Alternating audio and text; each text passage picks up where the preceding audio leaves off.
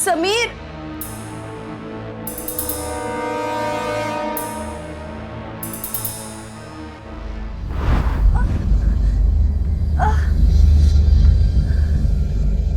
समीर,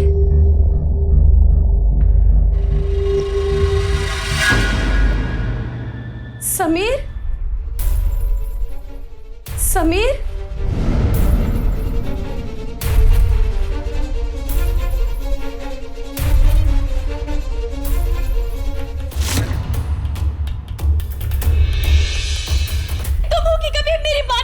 मैं नहीं सुनता तुम्हारी बात। हाँ।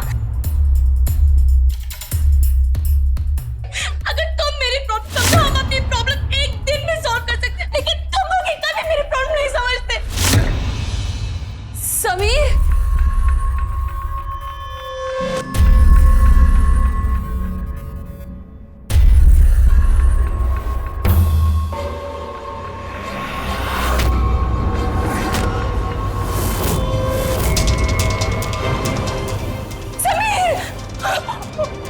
समीर, समीर, समीर, समीर आगे बोलो, समीर उठो।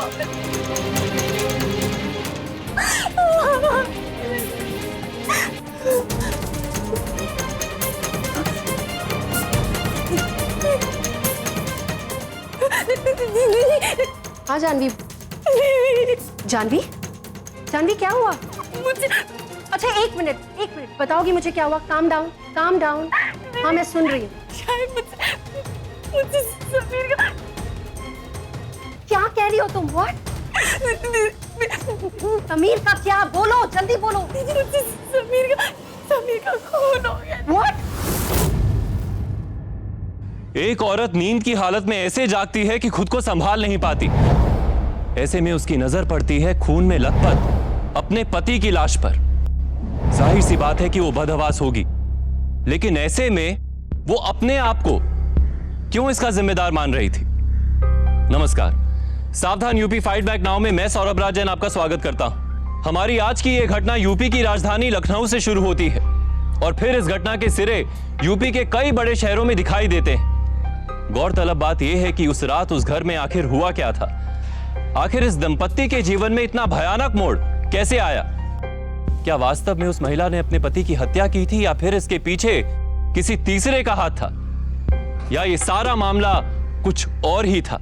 यकीन मानिए, जब इस हकीकत के पर्दे खुलेंगे तो ऐसी सच्चाई सामने आएगी जो सबको हिलाकर रख देगी।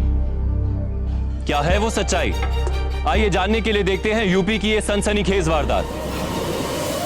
मुझे समीर का खून हो गया दीदी। Janvi shut up! मैं कुछ बोल रही हूँ ना, मेरी बात सुनो। लाश के आसपास की किसी चीज को हाथ मत लगाना।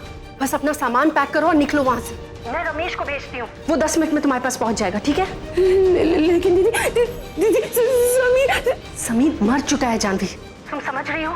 मेरे निकलने से पहले तुम दोनों का झगड़ा शुरू हो चुका था और मेरे आने के बाद कोई घर पे नहीं आया है। अगर इन्वेस्टिगेशन हुई तो सबसे पहले पुलिस को तुम पे शक होगा, इसलिए मेरी बात सुनो, सामान पैक करो और निकलो वहां से। और हाँ, अपनी दवाई रखना मत भूलना, तुम्हारी ये भूलने की आदत फंसा देगी तुम्हें। Just leave.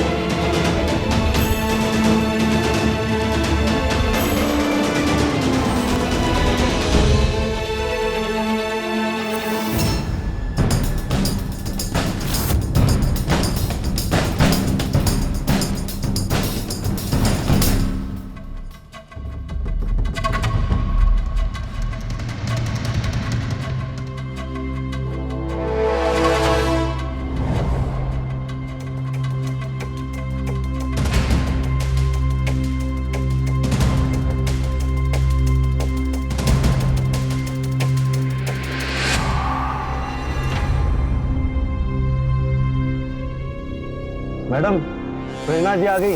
हाँ, मेरे बैग में मैं देती हूँ। मैडम प्रेरणा जी आ गई। हाँ दीदी। बाहर।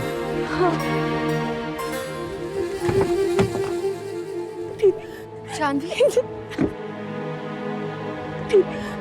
ये सब कैसे हो गया दीदी? मुझे कुछ समझ में नहीं आ रहा, मैं क्या करूं? कुछ नहीं करना है, सब ठीक हो जाएगा। मैं हूं ना तुम्हारे साथ। ला बिट्टू मुझे दे दे। बिट्टू नहीं दीदी, बिट्टू मेरे साथ रहेगा। जानवी मेरी बात ध्यान से सुन, मैं तेरी भलाई के लिए कह रही हूँ। तू अभी इस हालत में नहीं है कि अभी तू इस नन्ही सी जान का ख्याल रख सके। मैं जानती हूँ तुम बिट्टू से कितना प्यार करती हो जानवी। मैं जानबूझकर ऐसा कभी नहीं कहती। तुम्हारी भूलने की बीमारी की वजह से तू बिट्टू को नहलाते नहलाते सो गई थी। हाँ, अगर उस दिन समीर वक्त पर नहीं आया होता तो आज बिट्टू हमारे साथ नहीं होता। मेरी बात मान ले जानवी, मैं पूरा ख्याल रखूंगी इसका। और फिर कुछ ही दिनों की तो बात है ना। हाँ? नहीं पर दीदी, बिट्टू अभी इतना छोटा है, इसे अपनी माँ की जरूरत है। मैं कैसे दे? कैसी माँ की जानवी, कैसी माँ की? वो माँ जिसके ऊपर उसके पति के खून का इल्जाम है, जो जेल से बचने के लिए यहाँ वहाँ भागेगी, जिसका बाप मर चुका है। अरे कम से कम इस छोटी सी जान के बारे में तो कुछ सोचो। तुम्हारी भूलने की आदत की वजह से अगर इसे कुछ हो गया, भगवान ना करे, तो किसे दोष दोगी तुम? हाँ, इसे मेरे पास छोड़कर जाए, ये सुरक्षित रहेगा मेरे पास। मैं जानती हूँ तुम्हारे लिए आसान नहीं है जानवी, पर मैं जो भी कर रही हूँ तुम्हारी भलाई के लिए कर रही हूँ। और रमेश आएगा तुमसे मिलने, 10 दिन हफ्ते में आएगा हमेशा। तुम्हें किसी भी चीज की जरूरत हो उसे बता देना। और जानवी अपनी दवाई जरूर लेना, कोई कमी हो तो वो और ले आएगा, समझी? जी। लाओ तो। मेरा बच्चा,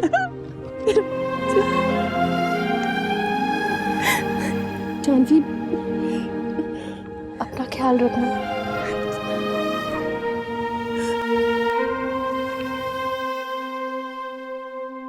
जानवी अपना फोन मुझे दे दे। फोन क्यों? पुलिस तुम्हें इस फोन के जरिए ट्रैक कर लेगी। मैं रमेश से कहूंगी वो तुम्हें नया नंबर ला कर दे दे, ठीक है? जी।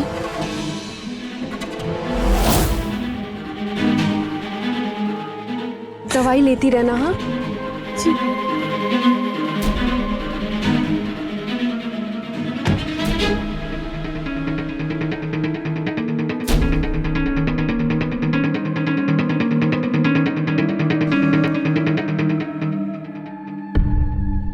एक ही रात में जानवी की पूरी दुनिया बदल कर रह गई थी।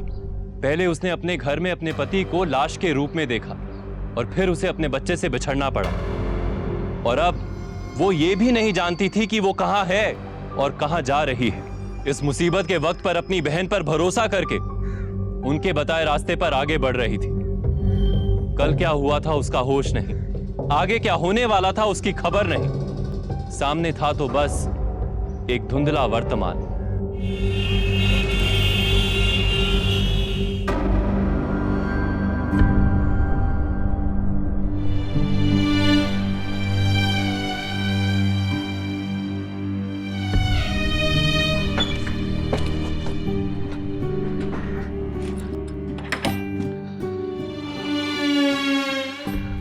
जानवी जी, अब मुझे निकलना पड़ेगा, लेकिन अब चिंता मत कीजिए, अब यहाँ पर पूरी तरह से सुरक्षित है।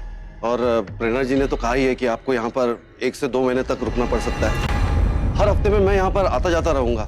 बस एक बात का ध्यान रखिएगा, यहाँ आस पड़ोस में किसी से ज्यादा बातचीत मत कीजिएगा। और हाँ, एक काम वाली बाई आ जाएगी जो कपड़ा, बर्तन, खाना वगैरह कर दिया करेगी। हाँ, ये कोई अगर इमरजेंसी आए तो इस नंबर पे फोन कर दीजिएगा। और प्रेरणा जी ने जो कहा है दवाई टाइम पे खा लीजिएगा। अच्छा, मैं चलता हूँ। जी।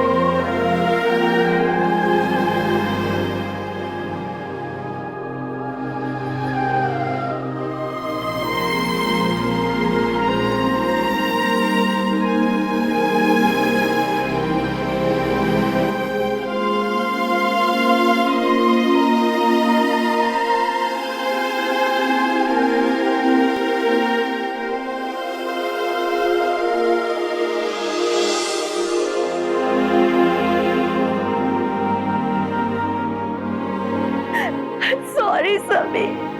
I'm sorry. I'm sorry.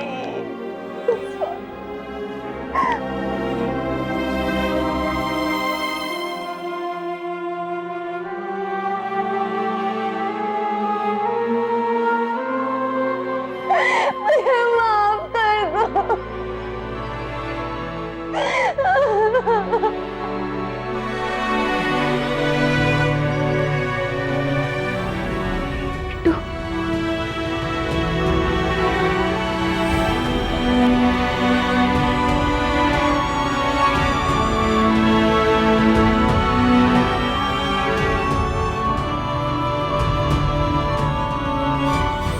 Bittu,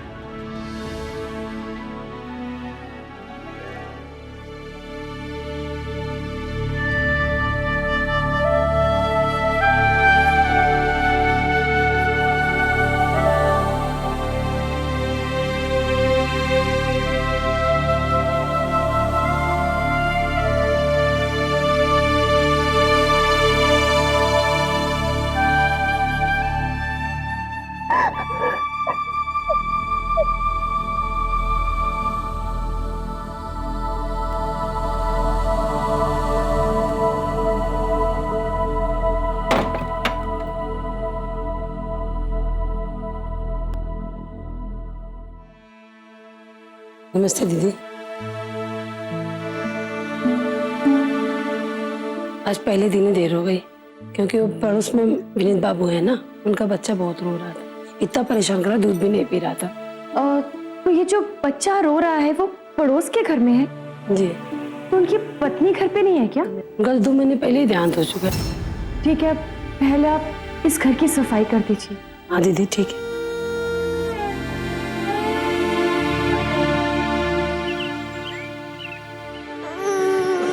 सुनिए, वो बच्चा काफी देर से रो रहा था तो मुझसे रहा नहीं किया।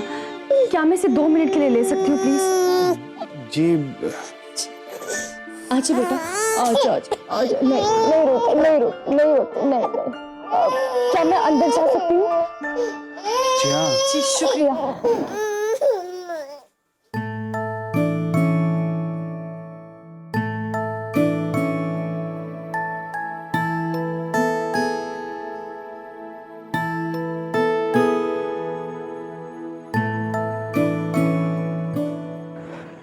जी मुझे समझ में नहीं आ रहा है कि मैं आपका धन्यवाद कैसे करूं।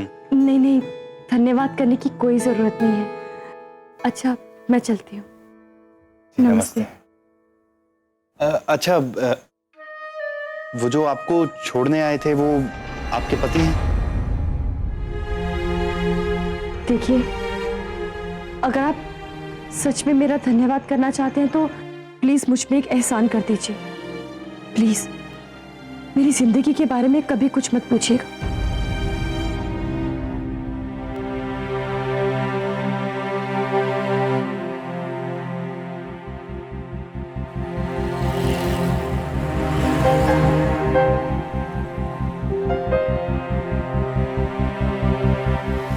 जी बहन जी, क्या चाहिए? अब मुझे वो बहन जी, वो तबीयत तो ठीक है? हाँ, मैं ठीक हूँ। मैं बाद में आती हूँ। हाँ?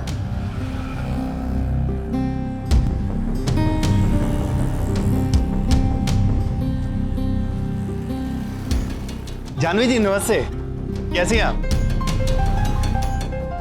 जानवी जी, आपकी तबीयत तो ठीक है?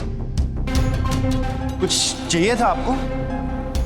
हाँ, कुछ तो लेने आई थी मैं यहाँ। आप मुझे बताइए, मैं मदद कर देता हूँ आपकी। जानवी जी, आपकी तबीयत ठीक नहीं लग रही, मैं आपको घर छोड़ देता हूँ, आइए। चलिए।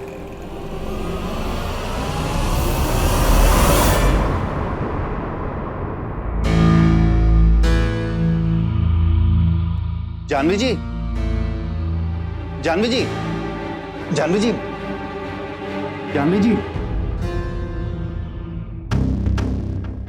घबराइए मत, मैं हूं विनीत। आप यहाँ पे क्यों सो रही हैं? पानी का इंतजार कर रही थी तो दवाई खाई और पता ही नहीं चला कि कब आंख लग गई। कौन सी दवाई खाई आप? कुछ नहीं, बस वो सर दर्द की दवा है और कुछ नहीं। अच्छा, आप अंदर चलिए, मैं पानी लेके आता हूँ।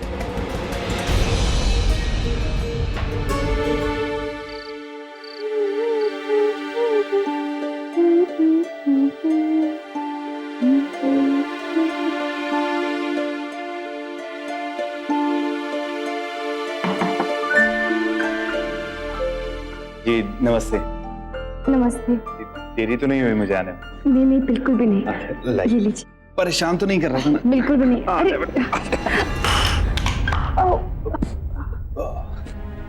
कोई बात नहीं, रहने दीजिए। सॉरी, ये आपकी दवाइयाँ। नहीं नहीं, कोई बात नहीं, दूसरी आ जाएगी। नहीं, आप एक काम कीजिए, आप मुझे दवाई का नाम बता दीजिए, मैं उसी तरफ जा रहा हूँ, ले आऊंगा।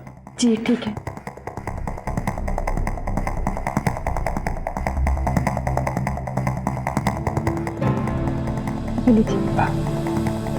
ये मैं अभी लेके आता। जी।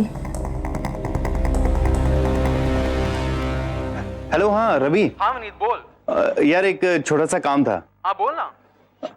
अरे एक दवाई है, मेडिकल स्टोर पे मैं गया तो वो बोले कि डॉक्टर से प्रिस्क्रिप्शन लेके आओ, तो तू बना देगा ना? हाँ। ये है कोई ऑक्सी। क्या? ये कौन सी दवाई तूने बोली अभी? ये तो कोई नॉर्मल दवाई नहीं है। Are you sure? ये तो मेंटल पेशेंट्स को क्रिटिकल कंडीशन में दी जाती है। अच्छा ठीक है, मैं कल सुबह तुझे कॉल करता हूँ। हाँ, ओके बाय।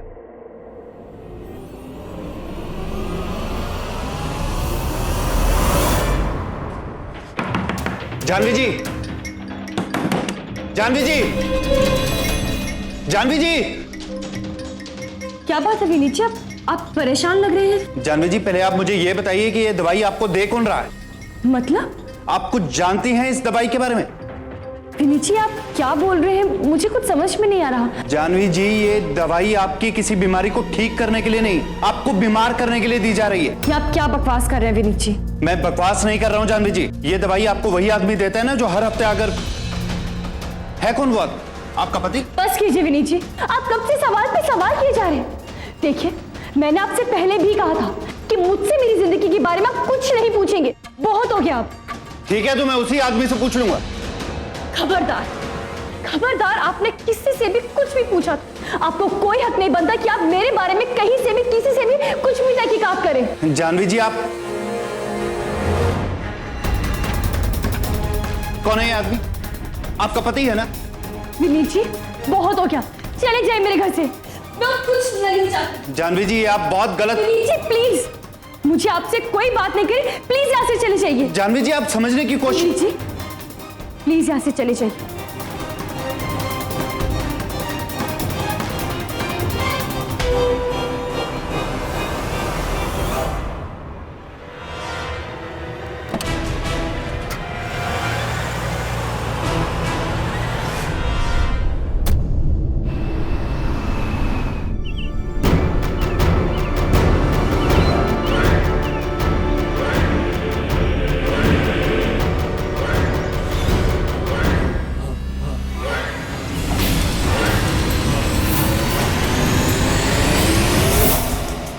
रुकिए जानवी जी। विनीत जी, ये आप क्या कर रहे हैं? क्या बकवास है? मेरी दवाई वापस दीजिए। देखिए जानवी जी, आपके साथ कुछ तो गलत हो रहा है। मैं नहीं जानता कि क्या, लेकिन कोई तो है जो आपको धोखा दे रहा है। बस कीजिए विनीत जी, बहुत हो गया। आप कुछ भी बिना सोचे बिना समझे मेरी जिंदगी के बारे में ये सब क्या बकवास है। देखिए जानवी जी, मैं सिर्फ आपकी मदद करना चाहता हूँ। आप मुझे बताइए तो सही अपने परिवार के बारे में। विनीत जी देखिए, आप ना अपनी हद पार करें, प्लीज यहाँ से चले जाइए। जानवी जी, मेरे चले जाने से कुछ बदल नहीं जाएगा। देखिए, हमें बैठकर बात करनी होगी। आप मुझे अपने अतीत के बारे में बताइए, अपने परिवार के बारे में बताइए। मुझे आपसे कोई बात नहीं करनी। चिंटू, मैं भी आती हूँ। चिंटू,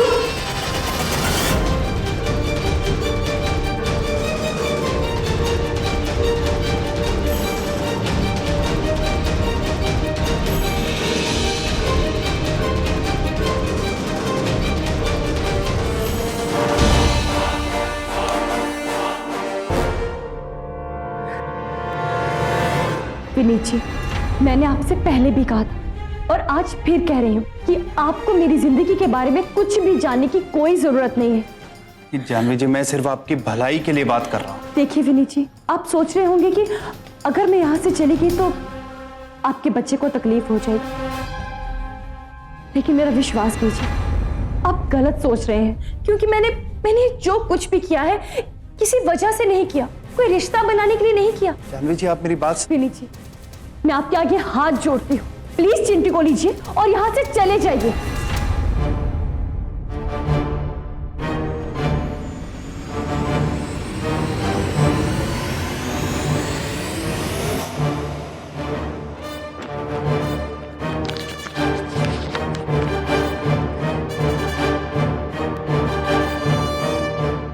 हेलो, मैं जानवी बोल रही हूँ। रमेश जी हैं?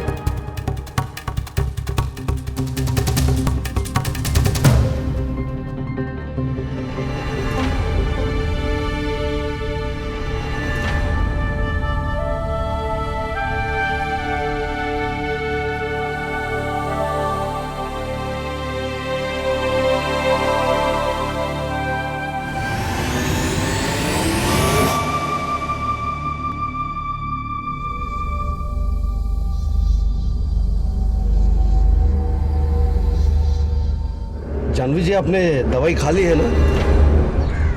हाँ।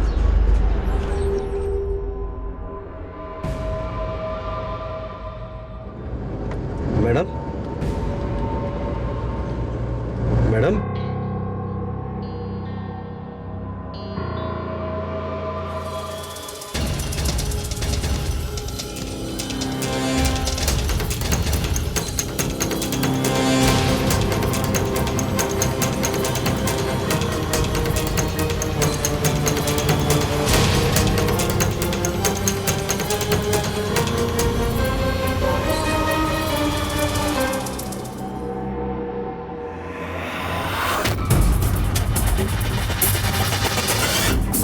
रमेश, रमेश आ गया। रमेश, कोई क्यों नहीं रहा?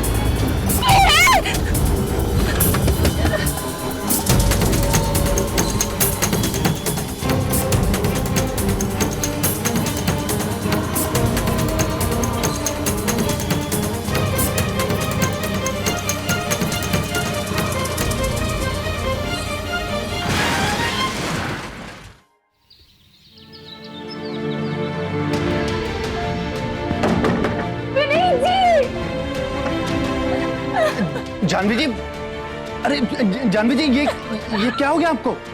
जानवी जी, आप, अरे जानवी जी, जानवी जी, हुआ क्या है? आप बताइए तो सही। क्या बताओ विनीत, ये क्या हो रहा है मेरे साथ? क्यों हो रहा है? क्यों हो रहा है? जानवी जी, आपको पता है कि मैं आपके बारे में क्यों जानना चाहता था? क्योंकि मुझे पूरा यकीन हो गया था कि आप एक साजिश का शिकार हो रही हैं। साजिश? मतलब? उस दिन आपकी दवाई की सच्चाई जानने के बाद मैंने उस आदमी का पीछा किया जो आपसे मिलने आता था, आपके लिए दवाइयां लेकर आता था। क्या चाहते हैं विनीत जी? मैंने उस आदमी का लखनऊ तक पीछा किया। उसने अपनी गाड़ी एक आशियाना नामक इलाके में रोकी। उसके बाद एक औरत आई उससे मिलने की, उम्र में शायद आपसे बड़ी होंगी। फिर वहां पर एक दूसरा आदमी आया, उनके हाथ में एक बच्चा भी था जो उस तस्वीर में है।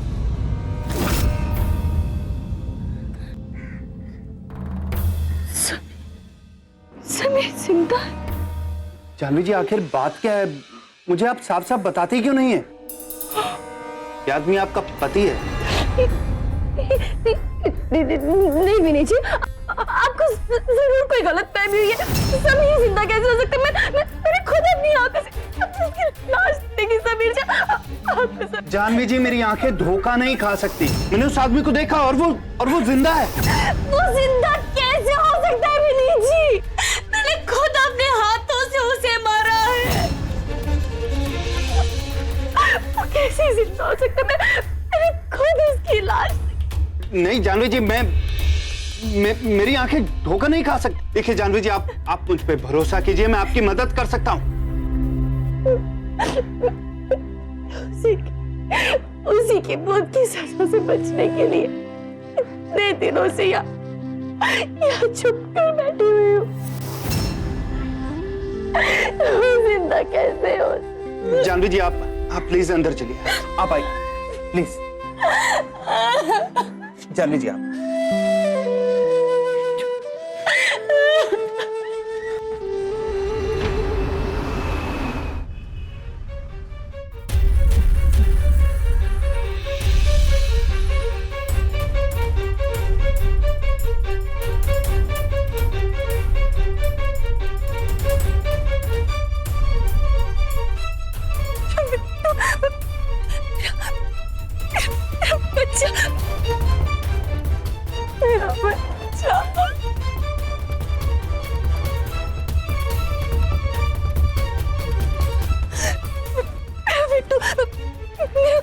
जानवी जी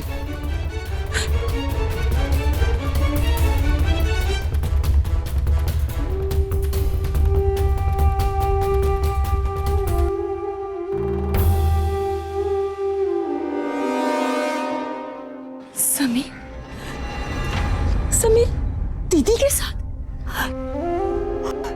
समीर ने मुझे इतना बड़ा धोखा दिया और मेरा बिट्टू। जानवी जी ये क्या कर रही हैं आप? देखिए आप संभालिए अपने आप। देखिए ये सही मौका नहीं है, हमें इन्हें रंगे हाथों पकड़ना। देखिए जानवी जी, इसलिए मैं कह रहा था कि आप मेरे साथ मत आइए। देखिए आप अपने आप को संभालिए, मैं कुछ करता हूँ। मुझे मेरा बच्चा चाहिए, मुझे मेरा बच्चा चाहिए, मेरा बच्चा।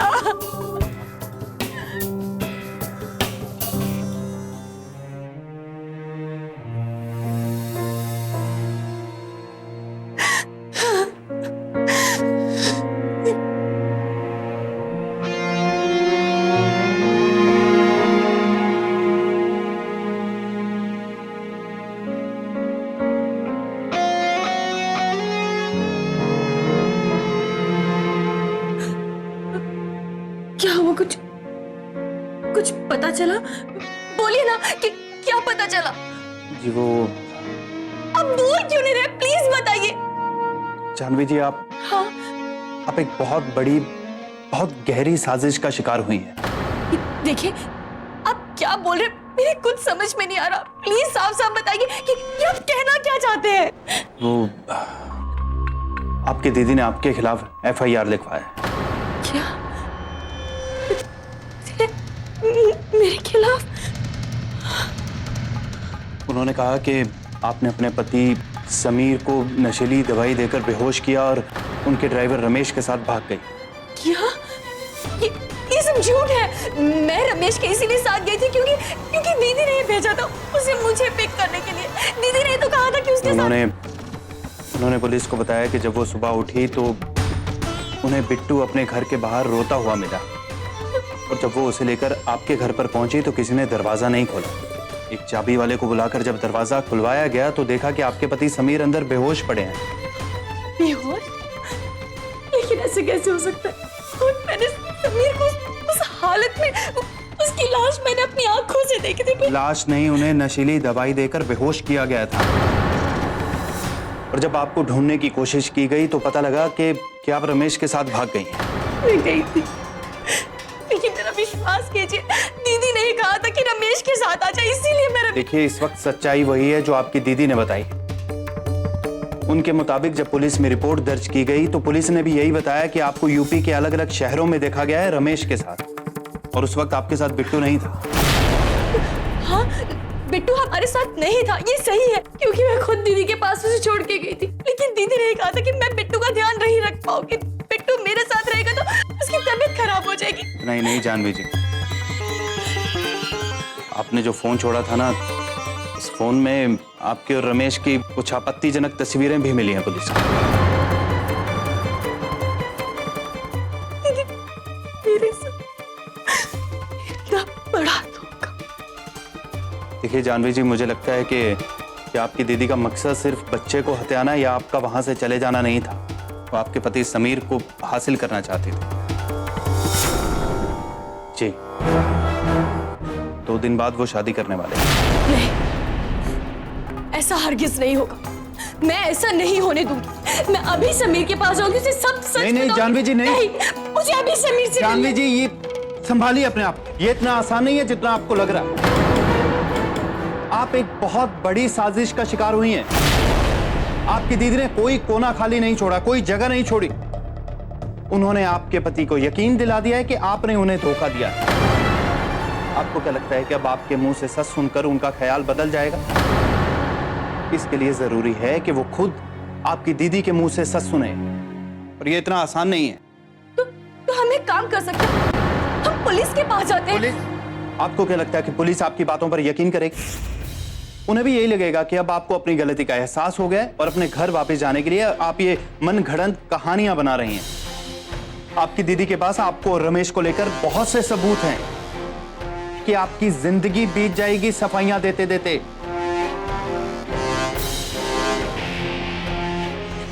कि जानवी जी, संभालिए अपने आप को।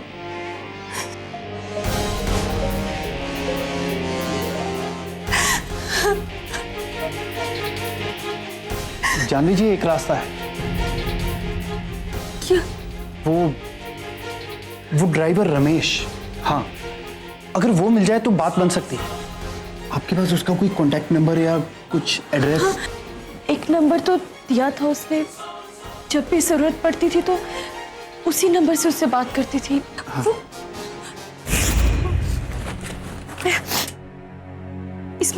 इसी में मैंने वो नंबर, हाँ ये रहा, ये उसने मुझे नंबर दिया था। शायद इससे हमारी कोई मदद हो जाए।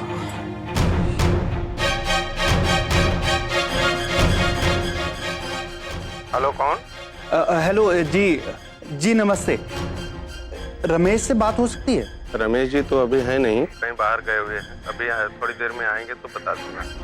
अच्छा, ये नंबर, हाँ, शॉप का जी। आप शॉप के एड्रेस बता दीजिए, मैं शाम को वहीं पे आके मिल लेता हूँ। पुराने पुल के पीछे, दुकान नंबर 4। जी, बहुत बहुत शुक्रिया। क्या हुआ, कुछ पता चला? रमेश से तो बात नहीं हुई, लेकिन बात बन सकती है।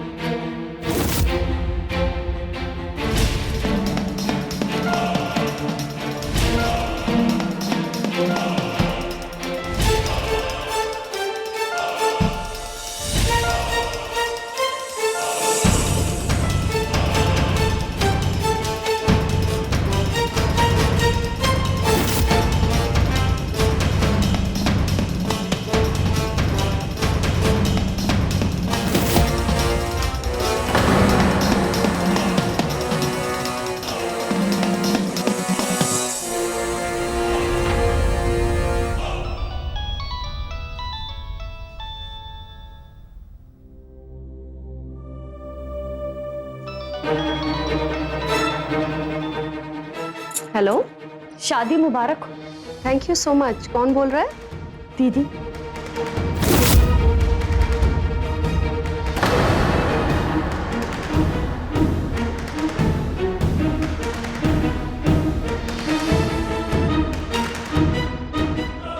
जिंदा है। तुम चौंक क्यों गई मेरी आवाज सुन के? हाँ, मैं जिंदा हूँ।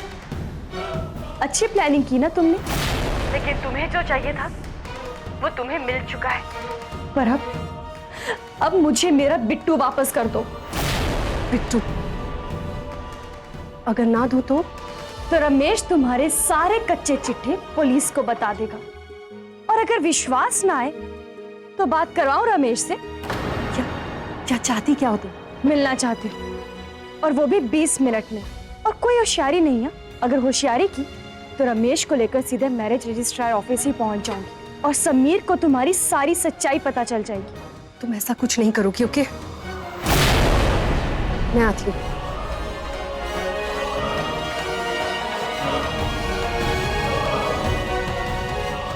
प्रेरणा,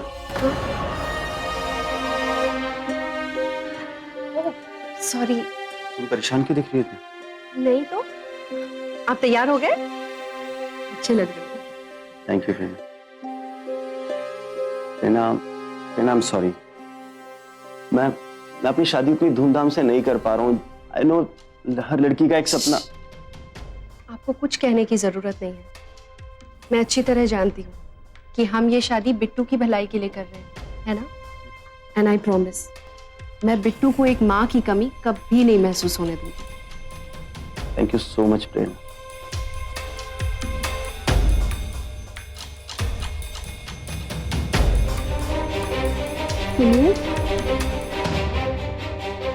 मैं सोच रही थी शादी से पहले एक बार मंदिर हो आऊं। हाँ बिल्कुल यार। तो फिर मैं डायरेक्ट आपसे कोर्ट में मिलूंगी बिट्टू के साथ। अगर तुम बोलो तो मैं तुम्हें छोड़ नहीं देता नहीं, हूँ। इसकी कोई जरूरत नहीं है। I manage.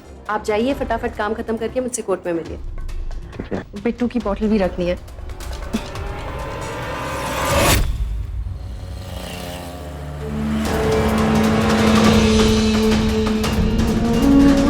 बिट्टू, बिट्टू कहाँ है? तुम बिट्टू को कहाँ छोड़ के आई हो? देखो, मुझे मेरा बिट्टू वापस कर दो, वरना सबके सामने तुम्हारी सच्चाई आ जाएगी। तुम्हें क्या लगा था जानवी कि मैं ऐसे ही तुम्हें अपना प्लान बर्बाद करने दूंगी? हाँ, बिट्टू दे दूं तुम्हें? अरे तुम्हारा बिट्टू ही तो मेरे और तुम्हारे पति के बीच की दूरियों को मिटाएगा। अच्छा, और किसी को पता कैसे चलेगा? ये मुंह खोलेगा तब ना।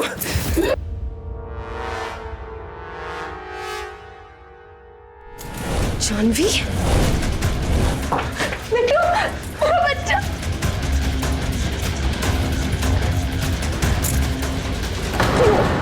आखिर क्यों किया तुमने ये सब? क्या चाहिए था तुम्हें? तो क्या करती मैं? हाँ, कितना प्यार करती थी मैं समीर से, पर इसने तुम्हें पसंद कर लिया। कितनी बार शादी के बाद भी मैंने इसे इशारे किए, इसके करीब जाने की कोशिश की, लेकिन इसने मुझे कभी कोई मौका नहीं दिया। तो क्या करती मैं जानवी? क्या करती? इसलिए मुझे ये सब कुछ करना पड़ा।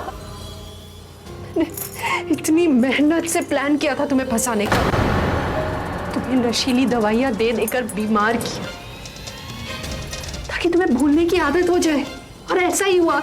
तुम लोगों के झगड़े बढ़ गए। उस रात भी मैंने तुम दोनों को नशीली दवाई के बहाने बेहोश किया।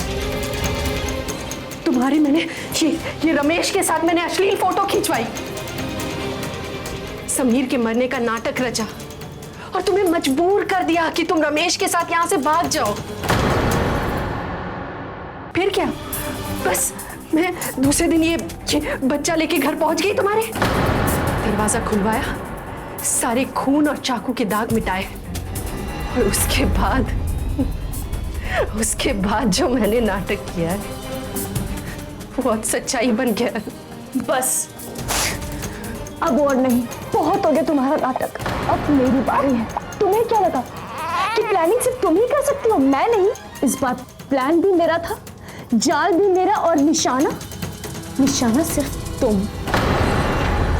थैंक यू समीर, तुमने जानवी को एक मौका दिया अपनी बेगुनाही साबित करने का। नहीं विनीत, शुक्रिया तो मुझे तुम्हारा बोलना चाहिए विनीत, वरना इस औरत की वजह से हमारा बसा बसाया घर उजड़ जाता। इंस्पेक्टर साहब, ले जाइए इस औरत को। समीर, एक बार मेरी बात तो सुनो, मैं बहुत प्यार करती हूँ तुमसे। बहनें एक दूसरे का सहारा होती है, बहनें एक दूसरे के लिए त्याग करती हैं। लेकिन ये कैसी बहन थी जिसने अपनी बहन की जिंदगी बर्बाद करने में कोई कसर नहीं छोड़ी। जब जुर्म इंसान के दिमाग में घर कर लेता है तो वो किसी भी हद तक गिर सकता है। अपनी खुदगर्ज चाहत के लिए प्रेरणा को अपनी बहन का घर बर्बाद करने में जरा भी झिझक नहीं हुई, बल्कि उसने बड़े ही ठंडे दिमाग से इतना भयानक षड्यंत्र रच दिया और जब जरूरत पड़ी तो अपनी बहन को जान से मारने की कोशिश भी की। जानवी और समीर के खिलाफ आपराधिक षड्यंत्र रचने के लिए प्रेरणा को आईपीसी धारा 120 के तहत और जानवी पर जानलेवा हमला करने के लिए प्रेरणा और ड्राइवर रमेश को आईपीसी धारा 307 के तहत उम्र कैद की सजा सुनाई गई। इतना सब कुछ सहने के बावजूद जानवी ने हार नहीं मानी और हर मुसीबत का डटकर सामना किया। आखिरकार उसने अपने पति और अपने बच्चे को वापस पा ही लिया। हमें तारीफ करनी होगी विनीत जैसे इंसान की भी, जिसने बिना किसी स्वार्थ के महज इंसानियत के नाते जानवी का हर मोड़ पर साथ दिया और एक हंसते खेलते परिवार को टूटने से बचा लिया। इस पूरी साजिश का बहुत ही महत्वपूर्ण पहलू है वो गलत दवाई जो प्रेरणा जानवी को महीनों से खिला रही थी और जानवी भी बिना उसके बारे में कुछ जाने उसे ले रही थी। ये जानवी की तरफ से एक बहुत बड़ी असावधानी थी। अगर जानवी ने उस दवाई के बारे में अपने डॉक्टर से या केमिस्ट से सलाह ली होती तो वक्त रहते बच सकती थी। रिश्तों में भरोसा करना जरूरी है, लेकिन ऐसी घटनाएं हमें यह सबक देती हैं कि हमें सावधान रहना भी जरूरी है। यूपी को क्राइम फ्री बनाने के लिए हम सभी को मिलकर मुजरिमों को कानून के हवाले करना होगा और ये हमें अभी करना होगा, क्योंकि अभी नहीं तो कभी नहीं। इसी के साथ मैं सौरभ राज जैन आप सबसे विदा लेता हूं। यूपी में जुर्म को जवाब देती हुई एक और सच्ची घटना के साथ आपसे फिर से होगी मुलाकात। तब तक के लिए सावधान यूपी, फाइट बैक नाउ।